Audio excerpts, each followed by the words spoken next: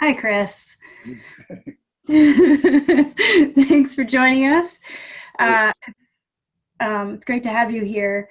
So we're talking about what we decided to call the talent of empathy, and I'm really pleased that that you were willing to join us today and talk about this. Why don't you start by introducing yourself and talking a little bit about why this was the topic we landed on in this conversation? My name's Chris Metzen. I was in the video games business for over 23 years. I worked exclusively at Blizzard all those years. I think the general topic of mental health in the industry is something I thought a lot about. Part of my leaving Blizzard after all those years was I started having some issues, which I've talked about at least a little bit in a few interviews over the years. But I started having some serious issues with anxiety and panic, and just generally what I came to understand was a horrific. Oh God, I can't even think of the term right now. Imposter syndrome. Despite the super cool job and the long years I did it, I think ultimately it was there all along, and it was one of the things that leapt up and bit me ultimately, and really gave me a real rough run in terms of not just the physical aspects of anxiety and things, and dealing with that, day to day, the practicals of dealing with that, but just really the psychology of being afraid, of feeling unworthy, of it not being always entirely comfortable to even speak that out loud and ask for help, and ask for backup, ask for perspective from friends and coworkers. Right? I was so I think a lot of people that have these kinds of issues, and it's a lot of us. There's a lot of shame that can come with that, and of course, the first thing shame does is tell you it's not safe, to talk about. It's not safe to go get help. So, ultimately, I worked through a lot of that stuff. My great genius solution for a lot of it was to step back. Which I guess I would say worked great for me, but I'm so crystal clear that almost nobody gets to do that, right? Like, everyone works so hard to get these gigs and get a foot in the door and get into this industry, because it can be so exclusive, right? And so hard to kind of land the role you want. And then when you finally get in, the pressures can mount, and the last thing you want to do is take a step back or lose, the momentum of your career, or, opportunities that may arise. So I am fully aware that I had a very unique situation whereby I was able to kind of take a step back and get some perspective in my life. And I'm very thankful for that, to put it mildly. So I'm not sure how to exactly wrap up that introductory beat, but yeah, I have some experience with some of the themes, relative to industry health, and ultimately I've thought a lot about how might it have looked different, if I had reached out earlier, if I had felt like there were support systems in place, more than just the normal corporate HR group. Obviously there's people you can go talk to from time to time, but it isn't always culturally acceptable to do that, So, yeah, just to have said, I've been down this path a bit, for sure. Awesome. Yeah, I think a lot about what you said about the flexibility you had to step back, right? Yeah. And at GDC 2019, last time we actually had a GDC in person, Take This hosted a panel that Dr. B moderated on burnout, preventing burnout, and actually one of the panelists happened to be my husband, David, and they were asking, what do you do to prevent burnout? How do you manage it as somebody who's been in the industry a while? And he said, choose who you work with. And that's all well and good at a certain point in your career, but that's a really hard thing to engineer, especially when you're new in your career and don't feel like you have a lot of options. And that brings me to a point that I talk a lot about, and it's something that we gathered some research on, which is that, there's this idea of in the industry, like everyone's replaceable. And that came up in the panel just before, right? That there's so many people who want to work in games, and there's so many people who could fill your position. So it doesn't matter, right? We'll just work these people to the bone, or, you have to work really hard. You feel pressured to work hard. And the people and your managers and your leaders, the model they have is to work really, really hard all the time without balance. I mean, Tammy McDonald was talking about that, and talking about the things that her husband struggled with before he committed suicide. Is that, there's this struggle to find balance, and when you as a leader model that, it's really hard for people who are junior and new to the industry not to go down that path also, and then deal with burnout. It's something, like I said earlier, it's something that's kind of hard to talk about. In particular, I think, after all these years, I think although the industry looks very different today than it did when I was a kid, I started at Blizzard, I think I was 20, or something like that, which is crazy, right? I was a pup. And for the most part, as is discussed a lot, it was all boys for the most part.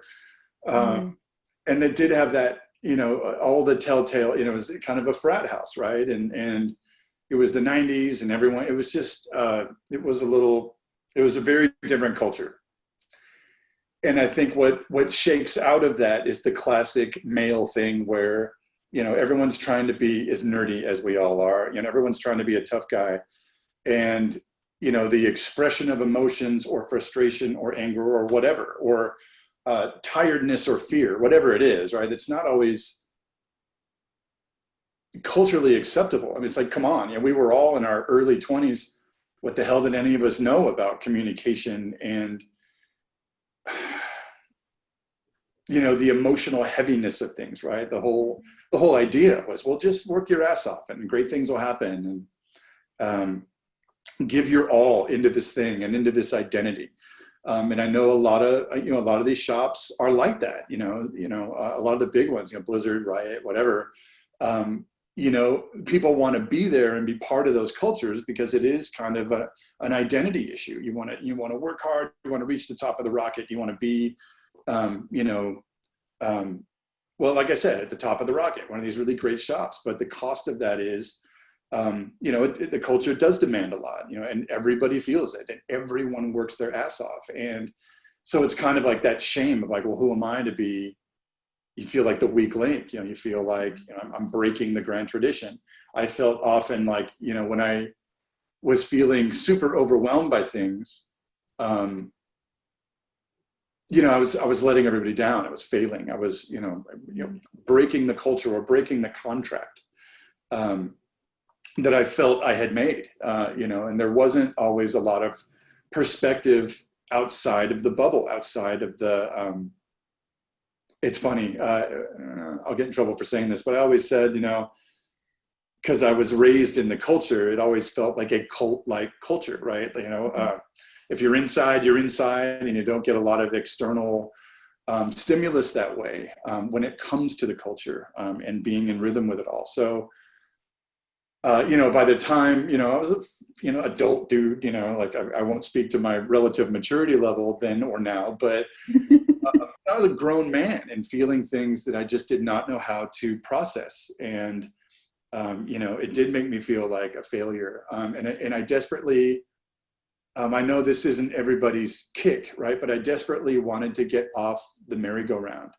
And I did not know how, because ultimately it was all I knew about myself. And in so many ways, my performance was linked to my self-esteem. It was linked to my sense of purpose. I was terrified by the question that I couldn't honestly ask, which was, who am I if not this guy, this creature, that I've become to perform in this way. But ultimately I had to find out. And like we were talking about earlier, I was very, very lucky to get to do so, to get off the ride, in terms of, well, whatever, in the practical, I could take a few years off and not have to, worry about practical things. Thank you, Uncle Warcraft, by the way, for that. And so I was given this gift of perspective in time. And, on top of that, practically in that window of time, my wife and I had a daughter, she's now 4, so to get to be home and human and, hanging out with this little kid and just being a family person again is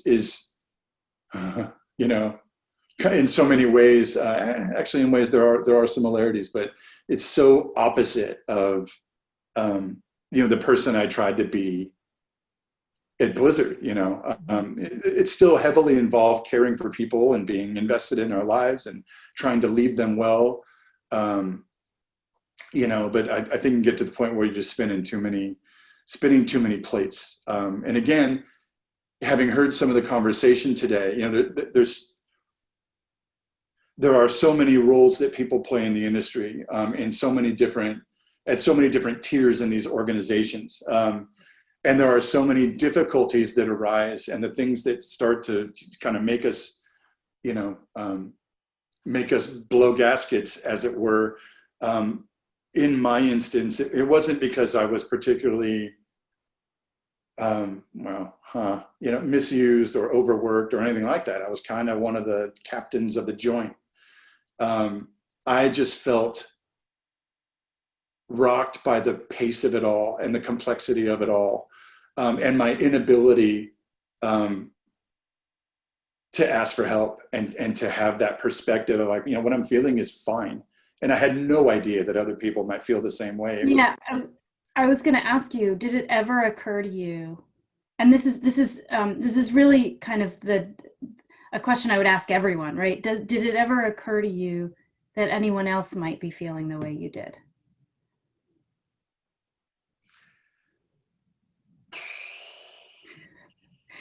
It's hard to even know how to answer that. Yeah. Because I can't remember what it felt like in that space. It's been 5 years. Holy cow. 5 years in April. And I can't remember just how low and how dark and how out of my skin I was for a long window of time.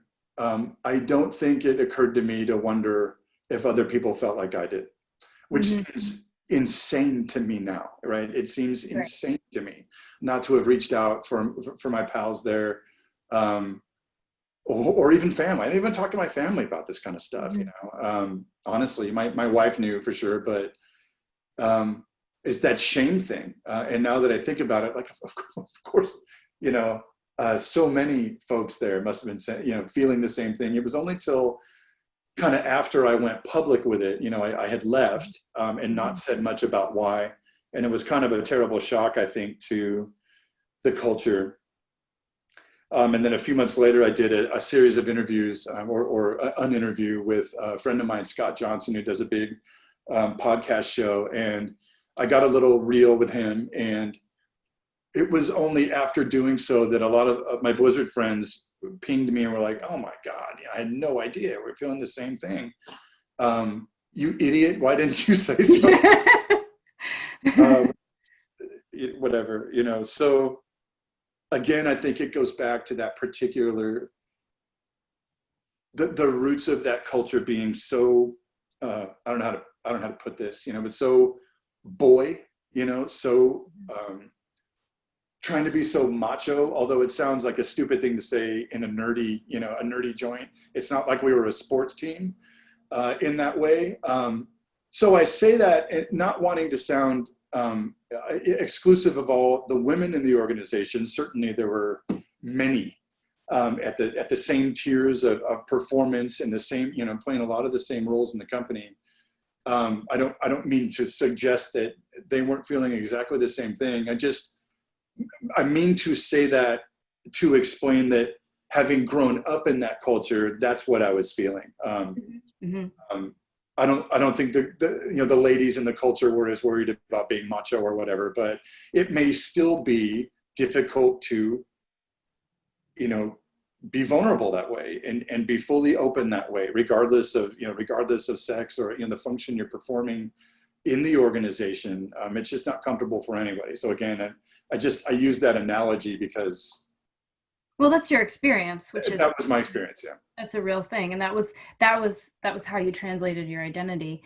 In the panel this morning on depression as a man in the game industry, there was, Trisha, the moderator, asked a question about, toxic masculinity and what role that plays in making, whether or not that's a barrier to people finding a way in. And there was, I don't think they all felt that way, but it sounds to me like on some level you do feel that that was a barrier for you.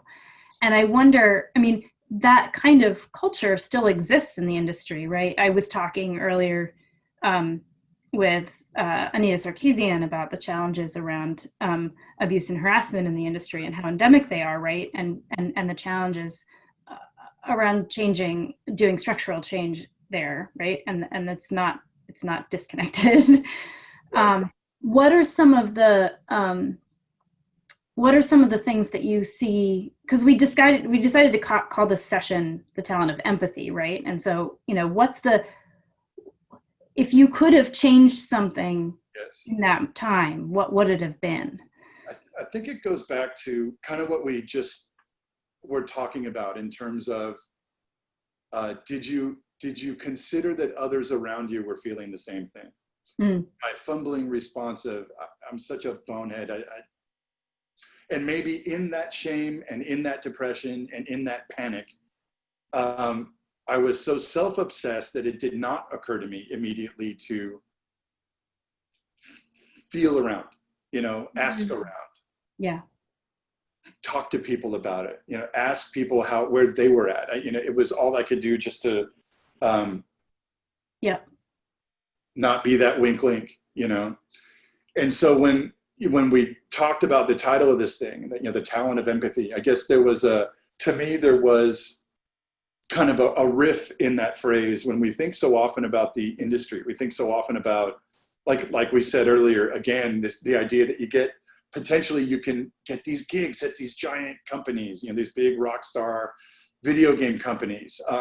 And so often what you've been through to get there is this, your life in judgment, as you're being vetted for a job. But it's all about talent. It's all about your ability. It's all about what you did yesterday and your portfolio and, what can you do for me tomorrow? And it's like your whole giddy up, your whole life, is kind of weighed in terms of your talents, in terms of your marketable talents, right? And I guess, it's a business, it's a business of dollars and cents. It's some great fundamental level.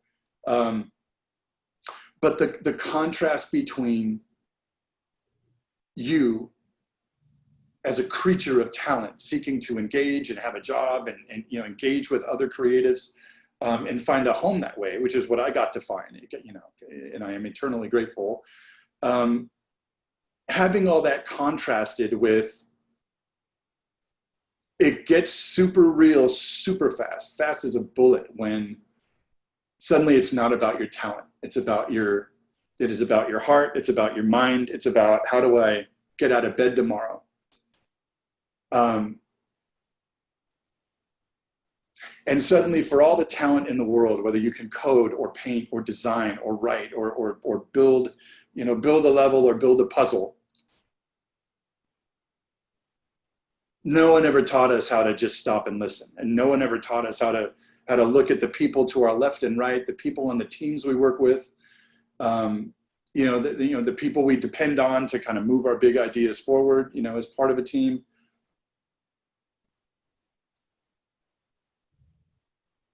In my generation of developers, that wasn't the first thing. Certainly you make friends and you grow close to people you work with and things like that. But culturally, when we were young, when the industry was young, we just weren't taught how to do this. We weren't taught how to communicate. We weren't taught how to have empathy. We weren't taught how to, sometimes I think, especially in these very fast moving, Not running away. yeah, in these fast moving and hard driving cultures, I think a lot of times as craftsmen, as developers, I think we also just start to see each other as the functions we perform. It's a terrible thing to say, right? But it can happen, right? And I wonder about it a lot, especially these days, where most developers are not working, if a lot of us work, singularly from home as indie devs or whatever, but like if you're part of one of these big, corporate design studios, everyone's on Zoom now, everyone's home, right? You're not even actually physically present with other people. And how much more of a buffer is that between you and your teammates? Even if you're on Zoom calls every day,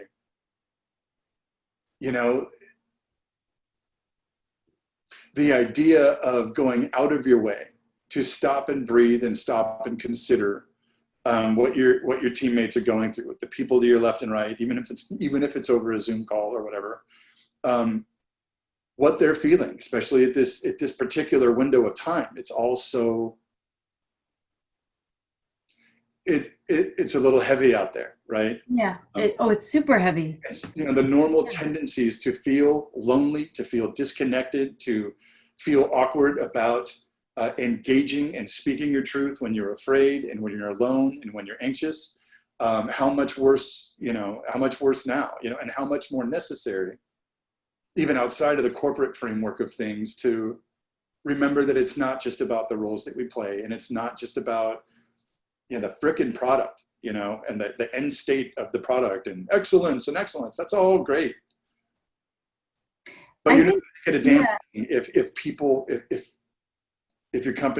your people aren't happy and healthy and holding together and feel connected by more than just driving product. I think what you said about listening is kind of the root of that. I was, earlier today we were talking about accommodating people with mental health challenges in the workplace, right? And the basis of really where we came to was ask people what they need. Right? Listen to people, go to people and treat them as people, and with respect, and expect that they know what they need, or at least go in with that assumption. Sometimes people don't know what they need, but by asking, you create the space for that to happen, right? And as a manager, do that with respect, and then you also probably get more out of people because you get all of them, right? They can show up as their full selves as opposed to only a part of themselves. And then you don't get defensive. I mean, I think about myself, right? I have, I'm very, very defensive, especially in personal relationships. And I get very fearful, and I react with defensiveness. But if somebody, kind of asks me what I need and listens, then that gives me the space to respond in a less defensive way. That's right through, right? Kind of draws you in, and makes you feel safe. And even that word, the idea of safety, I mean, I know gets used, all the time these days, and maybe rightly so. It's a word that I wouldn't even really have considered using, some years ago, but I thought about it so much since, that idea of, looking back, I think there were many people I could have gone to, either laterally or elsewhere in the organization. Folks I trusted to talk, but I psyched myself out. I kind of led myself to believe that it wasn't safe. And in hindsight, it would have been okay. The kingdom would not have fallen apart. The kingdom didn't fall apart. I mean that figuratively. Things might have gone a very different way. Yep. And I think, in my instance, by the time I was ready to talk, and by the time I was outside of the issue and ready to talk and ready to get perspective,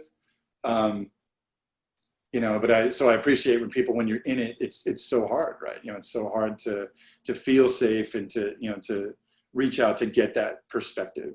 How do we, I mean, my approach as the head of a nonprofit that does mental health work, I'm like, well, we need training and courses and workshops, and I talk about this all the time in as many places as I possibly can.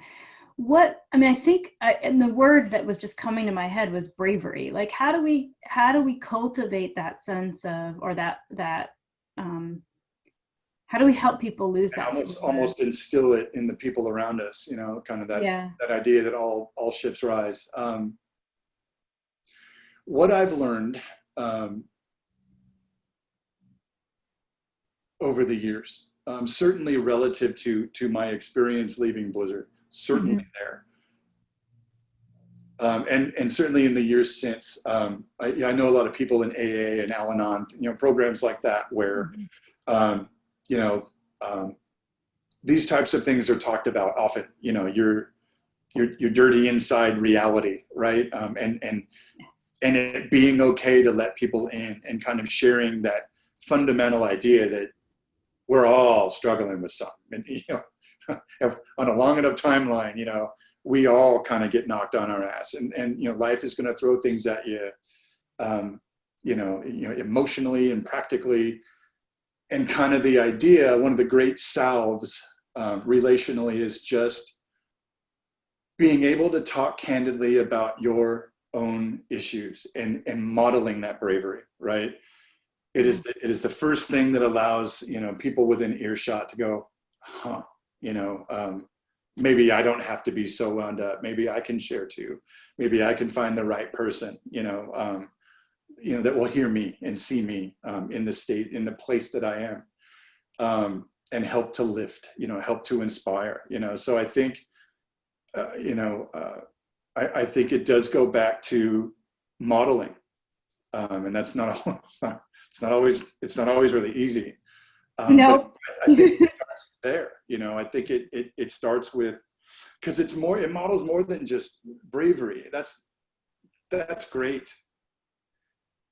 But it also models, like, you don't have to have it all together. You don't have to be, you just speak your truth. You just tell your story. You just open up. It doesn't have to be smart. It doesn't have to be brilliant. It doesn't have to be, you don't have to have grilled it in, with forethought. You just speak your truth to people, and kind of offer that vulnerability. Some people may, not recoil, but it may be hard. For some folks, it's hard just to lean back into that, and so the trick to it is also, don't give up. Don't get disheartened when you speak your truth, that people don't just magically, fall into your arms over it, right? Like, you have to be, I think, consistently brave to speak your truth. It's like it's like raising kids or whatever. Like, I've heard this many times. I don't know that I'm great at it, but it's the consistency of what you model, that the Rugrats are watching. And I don't think we as adults are really all that different. I really do not, No. The one thing, though, that I will say is, here we are, two white people talking about these things, and it's a little easier, right? I have a whole lot of privilege that I bring to these conversations, and being vulnerable is hard for me. And someone who doesn't have that level of privilege and doesn't feel like feels actual danger, or and I think this is where the issue of harassment and abuse. Go say what you're gonna say. I didn't hear you. Oh no, just flowing with you. Yeah, it's like, what is it feels to me like, if that's the place where then it's our responsibility, those of us with privilege, to facilitate those spaces, and to, like, that's where safe space really comes in. Is like, at some point we have to really shut up and listen, and really provide that venue, and like the barriers around it, because otherwise there's danger. Right. We had obviously I can't speak any more to the viciousness of the internet than, I'm sure anyone else has, Yeah. and it is of note to me, in my privilege or whatever, for such a, for effectively for a number of years, I was kind of the front man for the band. Mm. I got out pretty easy. I'll be honest with you. And I pissed these kids off, one end and up the other. And, there were tidal waves of displeasure about my storylines or, things I was doing. Yeah.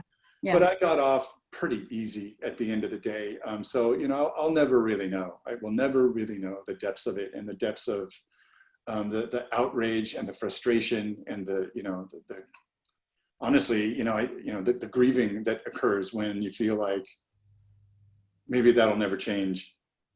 And there may not be, justice coming anytime soon, right? Like I'll never really understand that. I think I can intellectualize it. Mm-hmm. And you can only scream into the cyclone for so long, like, fuck, can everybody be just civil? Why is everyone so out of their minds and vicious and cruel?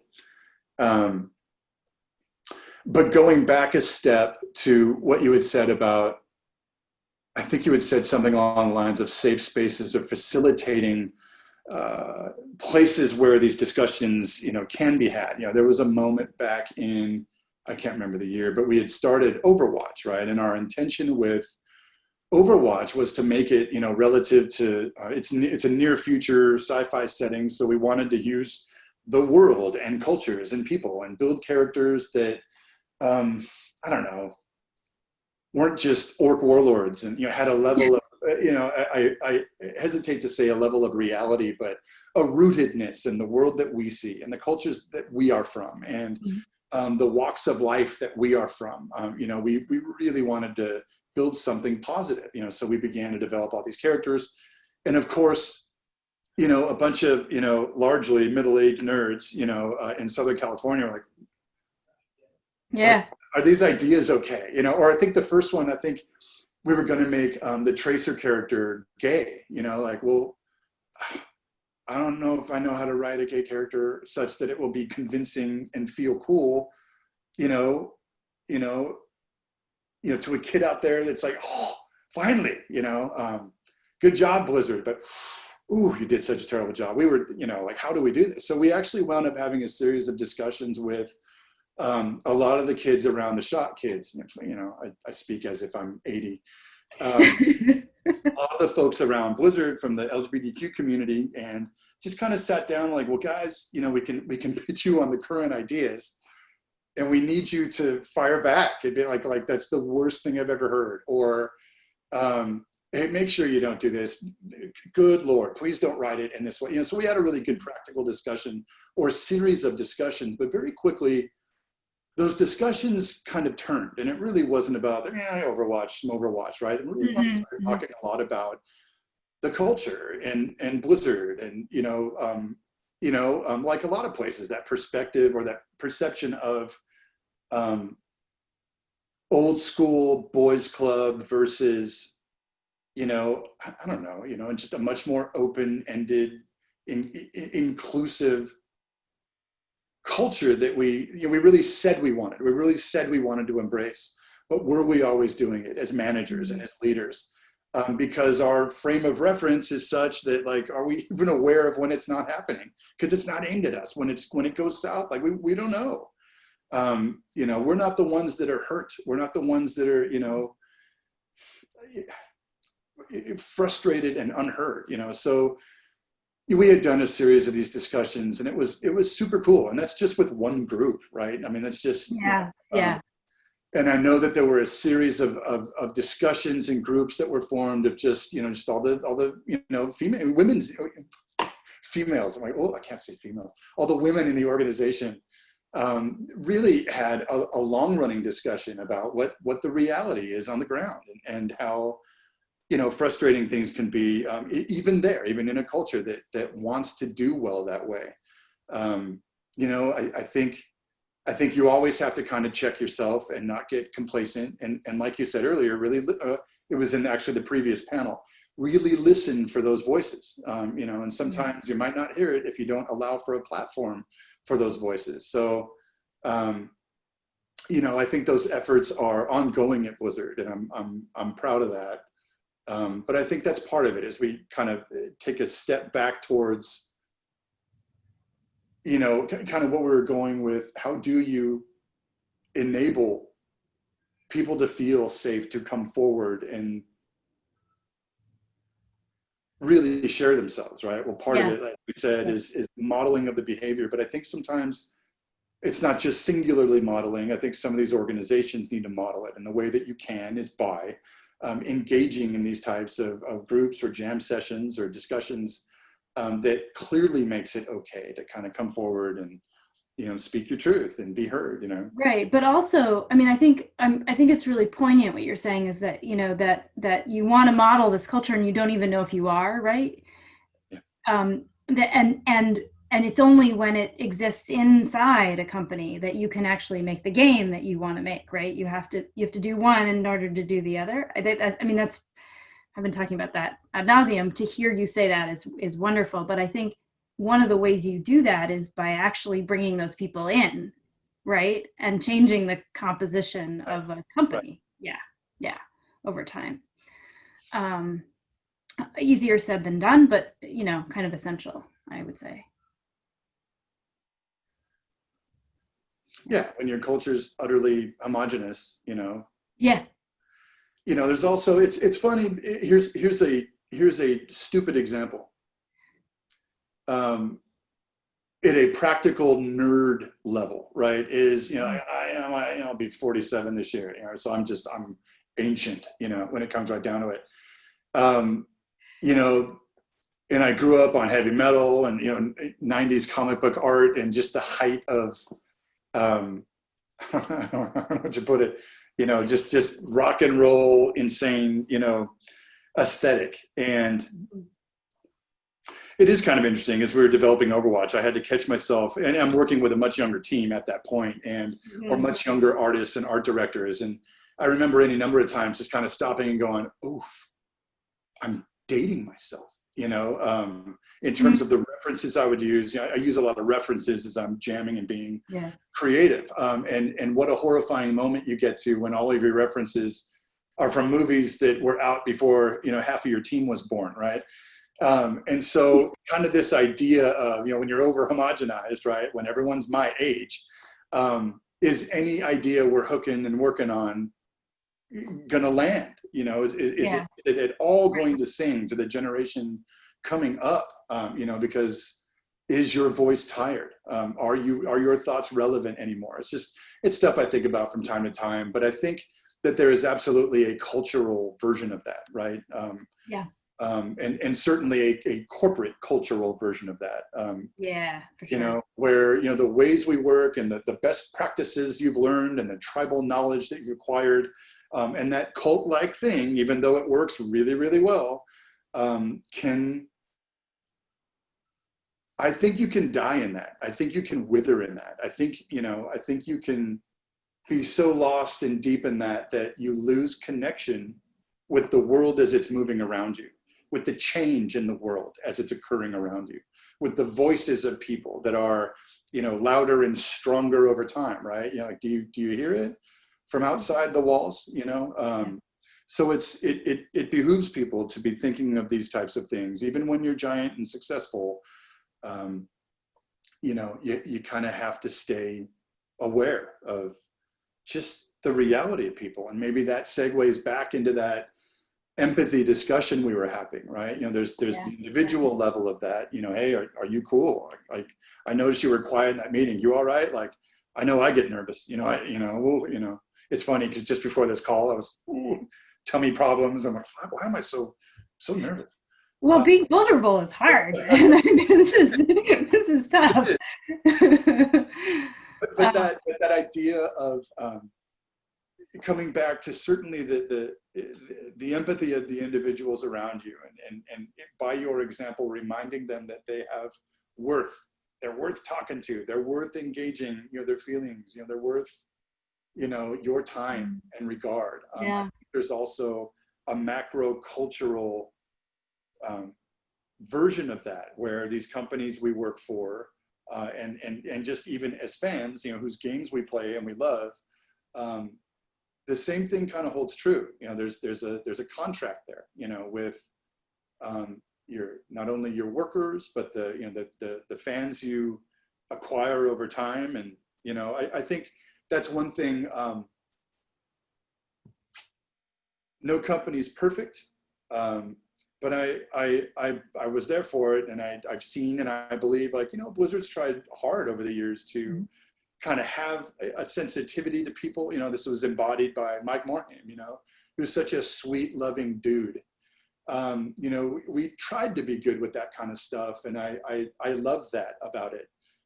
You know, but there's always, you know, room to improve, and you know, but I like that. You know, in my heyday, you know, yeah, you know, back in the 2000s, you know, it really did strive to be that kind of house, and you know, I know that it still does, and I love that. You know, just by virtue of not having worked anywhere else, like, I can only assume that other companies have a similar value, right? Yeah. You know, so I kind of lost my train of thought there. No, you covered it all. I think you did pretty well. Also, I don't know where to look. Do I look in the center? Like,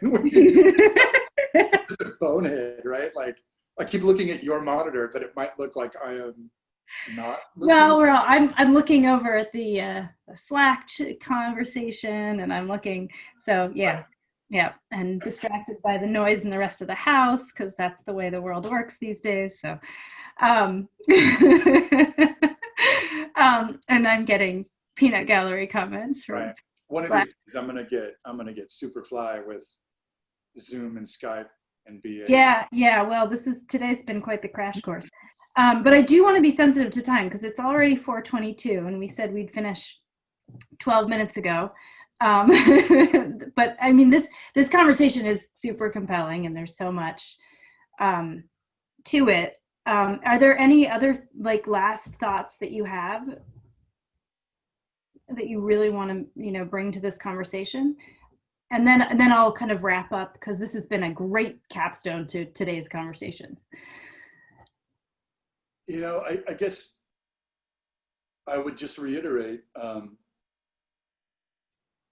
what do you always hear? Everyone you meet is fighting a secret battle you don't know about, right? I love that statement, and I know that it is true. Yeah.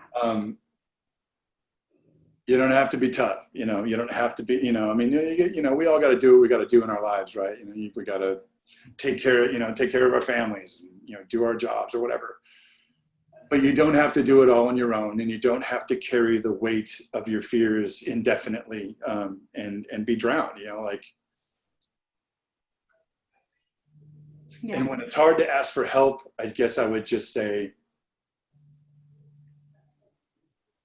to everyone else, you know, listen and watch, and just try to be attentive to the people around you, you know, whether it's on Zoom calls or whatever else, and just ask, be curious, you know, show love that way. You show so much love in just being curious about someone and doing them the honor of just asking how they're doing that day.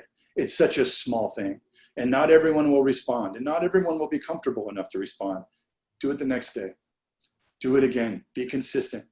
You show so much love in the littlest things, and you'd be surprised at how often. I think all of us have this response of how sometimes how surprised people are. Like, I'm okay. You know, like Yeah. it's Yeah. so amazing to have it asked. You know, Yeah. You can touch people's lives in the smallest ways, and especially in this pocket of time with quarantine and red versus blue and our cities ablaze, and just as insane as this time is, right? Now is the time to be especially empathetic, you know, especially aware, because what I also know, you know, from you know, AA and Al-Anon and things like that, I know that the cure to a lot of our fears and a lot of our insecurities and the imposter syndrome and everything else, a lot of times is the most unexpected thing. It is being selfless. It's getting out of your head, even momentarily, and thinking about someone else, and put yourself in someone else's shoes. And remembering that for as crushing as your fears and insecurities can be, sometimes just getting out of your head for a little bit helps to kind of reset your day and reset your perspective and get you perspective on, you know what, I'm not alone. And, you know, like everyone deals with this stuff. I'm not locked on Mars, you know, and in that, you know, maybe it can be okay, you know. That empathy requires action, you know, I think often it involves asking, it involves going out of your way, and that consistently, you know. So I don't know if that was not concise, but that's my thoughts. Great. It was great. And that thing you said there, empathy requires action. I think that's like really powerful. That's an amazing, because it gives us, you know, it crystallizes for me that like we have something we can do to foster empathy. Yeah. And to cultivate it in ourselves. And I think that's really what we've talked about all day today, is how do we create the space to be able to talk about our own vulnerability and give people the space to be vulnerable in response. And that's an extraordinary thing. And so so thank you for providing that foil for this conversation. It's really powerful. And I appreciate you taking the time to do that. Well, it was a good jam. Yeah, awesome. So go on. Yeah, well, just say a good jam and a worthy cause, you know. Awesome. Thank you, Chris. And on that note, I'm gonna I will release you from your camera duties. And thank everybody for coming and participating today. It's been a really quite fruitful and energizing day, and I've just been I'm so grateful to all of our panelists and our participants, and I want to thank also our indie sponsor, Two Dogs Entertainment. Ken Hall from Two Dogs will be on a panel tomorrow, and we have a great day to look forward to tomorrow with panels about game design and game mechanics. I'm quite excited about tomorrow, which will feel very different from today in terms of its area of focus, but equally as important. And so I wish everybody a lovely evening. I hope you all go take a break, get away from your screen. I'm going to go walk my dog, and I'll see you all tomorrow.